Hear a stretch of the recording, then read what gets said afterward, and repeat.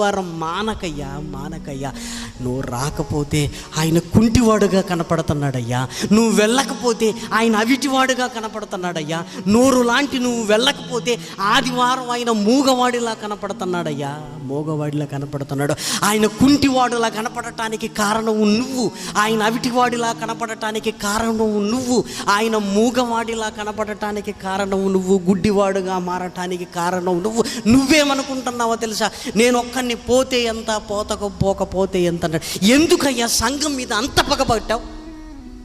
అంత పగబట్టావేంటి? నీ స్నేహితుల ఇంటికి వెళతావు, నీ బంధువుల ఇంటికి వెళ్తావు, ఇదిగో కావలసిన అందరి ఇంటికి వెళ్తావు, కానీ సంఘానికి ఎందుకు వెళ్ళట్లేదయ్యా?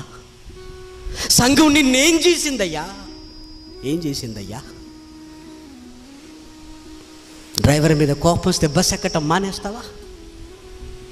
రైల్వే మంత్రి మీద కోపం వస్తే ట్రైన్ ఎక్కటం మానేస్తావా? లోకంలో ఇంత జ్ఞానం ఉంది కదా మనకి, ఇంత జ్ఞానం ఉంది కదా, ఇంత జ్ఞానం ఉంది కదా. వద్దు ప్రియమైన వరలారా, ఆయన శరీరాన్ని ఏం చెయ్యకండి ప్రియమైన వరలారా.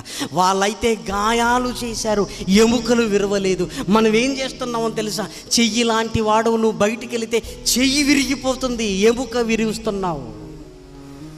కాలు లాంటి వాడు బయటికి వెళ్ళిపోతే ఆయన కాలు విరిగిపోతుంది. ఆయన శరీరంతో ఇంకెన్నాళ్ళు ఆడుకుంటావు నువ్వు? నీకు ఆయనే దొరికాడా? నీకు ఆయనే దొరికాడా? బాహాటముగా సిలువ వేయుచున్నారు, బాహాటముగా బాహాటముగా బాహాటముగా.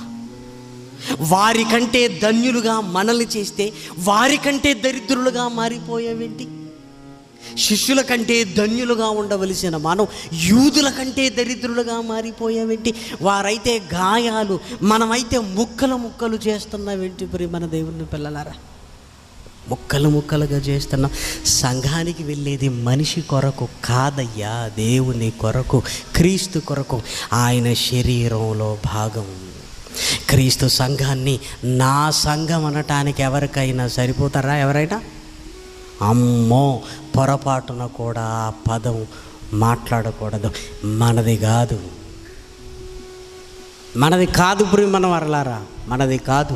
అది క్రీస్తుది, అది క్రీస్తుది ప్రియమైన వరలారా, అది క్రీస్తుది ప్రియమైన వరలారా.